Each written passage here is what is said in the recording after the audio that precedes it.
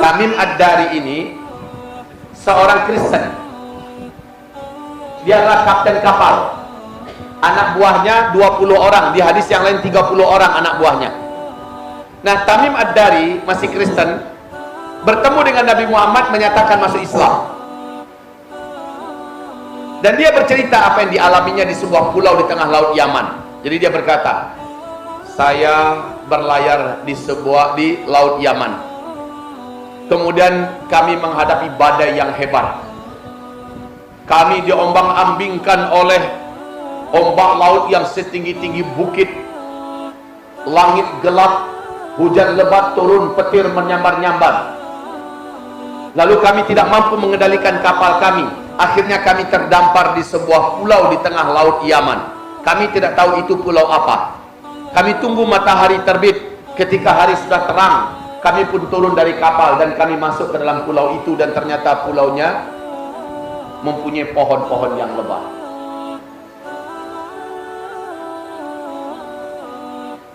Kemudian kami dikejutkan oleh seekor binatang berkaki 4. Bulu binatang ini sangat tebal, berwarna hitam. Saking tebalnya bulu binatang itu, kami tidak mampu membedakan mana kepalanya dan mana bagian pantatnya. Binatang itu tinggi dan besar. Kami lari menghindari binatang tersebut. Dengan hanya beberapa genjotan langkah, binatang ini sudah berada di depan kami. Dan dia berkata, binatang itu bertanya kepada kami, apakah kalian dari Arab? Makin ketakutan kami. Kami sangka dia adalah setan betina yang akan mencelakai kami. Bisa ngomong masalahnya. Stop! Kalian siapa? Dari mana kalian? Apa kalian dari Arab? Makin ketakutan Tamim Ad-Dari dan kawan-kawan. Kami lari sekencang-kencangnya. Sebentar saja dia sudah di depan kami. Apa kata binatang itu? Kalian jangan takut. Saya tidak akan menyakiti kalian. Saya adalah Al-Jassasah. Para ulama ahli hadis menobatkan hadis ini, gelar hadis ini adalah hadis Al-Jassasah. Jadi kalau ada orang belajar hadis nggak kenal dengan hadis Jassasah, jangan diakui dia ngerti hadis. Hadis Al-Jassasah ini terkenal. Yang menceritakan hadis Al-Jassasah adalah siapa tadi? Tamim Ad-Dari, ya. Kepada Rasulullah dia bercerita. Riwayat hadis ini siapa yang meriwayatkan?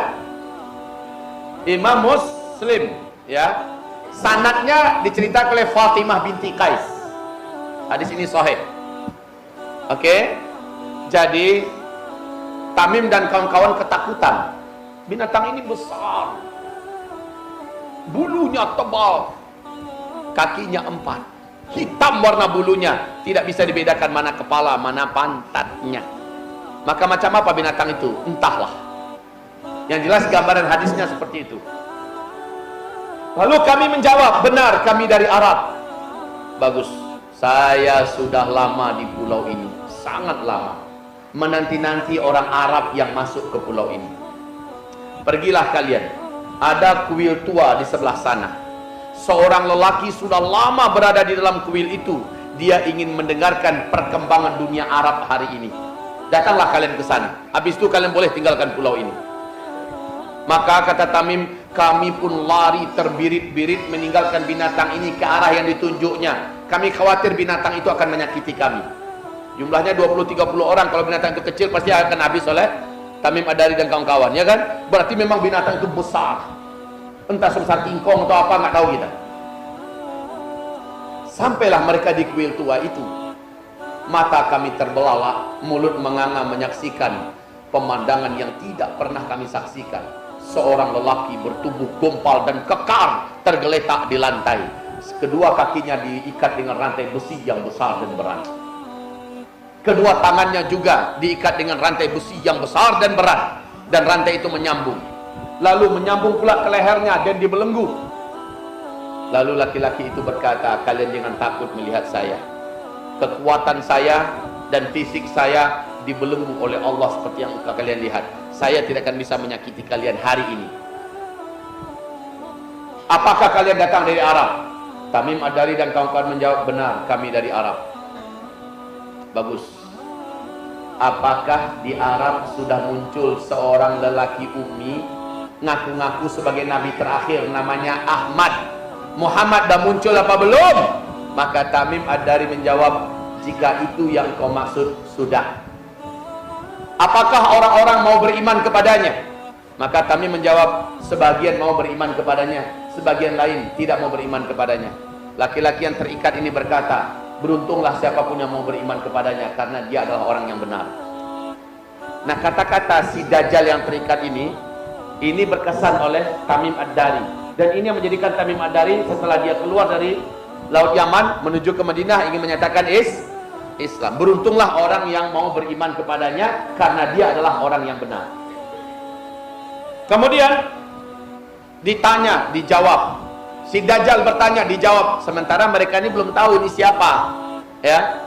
Terakhir pertanyaannya, ketahuilah oleh kalian, jika nabi terakhir itu, jika yang mengaku nabi itu sudah muncul, berarti tak lama lagi masa saya akan dibebaskan. Tapi saya baru lepas kalau 3 tanda ini sudah terjadi. Saya mau bertanya kepada kalian. Silakan, kata Tamim. Kalian tahu tidak dengan Danau Tiberias?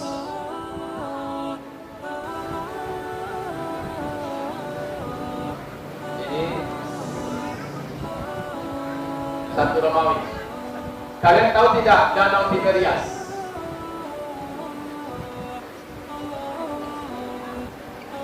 Yang kedua, kalian tahu tidak dengan kebun kurma di Baisan?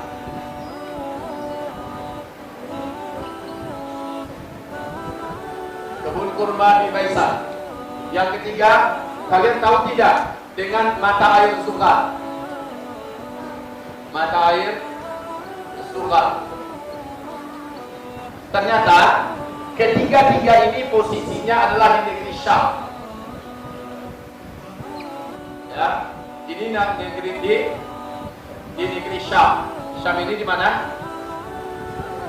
1, Syria. 2, Palestina. 3, Yordania. 4, Lebanon. Ini yang Syria sekarang ya, Syam. Nah, ketiga tempat ini letaknya di Syam, di bumi Syam. Ini yang ditanya oleh si Dajjal. Kalian tahu tidak dengan Danau Tiberias? Dijawab oleh Tamim Ad-Dari. Ya, kami tahu. Apa yang ingin kau tanyakan? Apakah air danau ini sudah surut atau masih banyak? Maka kata Tamim Ad-Dari, saat ini airnya masih banyak dan tidak kurang sedikit pun. Kata si Dajjal, lihat oleh kalian ya, sebentar lagi airnya akan susut. Bila airnya sudah susut, yang lainnya pasti akan mengikut. Apakah kalian tahu dengan kebun kurma di Baisan?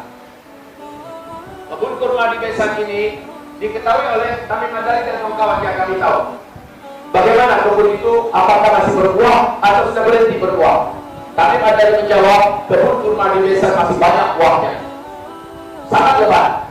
Maka si Dajjal berkata, ya, sebentar lagi buah yang ada di kebun kurma di Baisan akan tidak lagi berbuah sama sekali. Kemudian kalian tahu dengan mata air Sukar? Dijawab juga yang kami tahu. Bagaimana airnya? Masih mengeluarkan mata air atau tidak?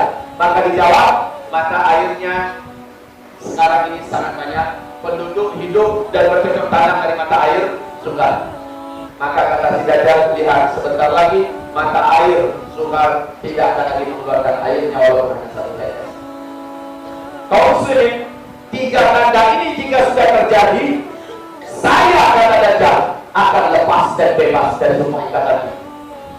Lalu saya akan datangi seluruh kota-kota di muka bumi. Hanya Mekah dan tiba saja saya tidak izinkan Allah memasukinya.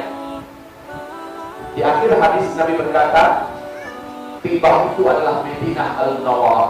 Laki-laki yang kau jumpai hai Tamim, kata Rasul depan para sahabat, laki-laki yang dijumpai oleh Tamim Ad-Dari di tengah pulau Yaman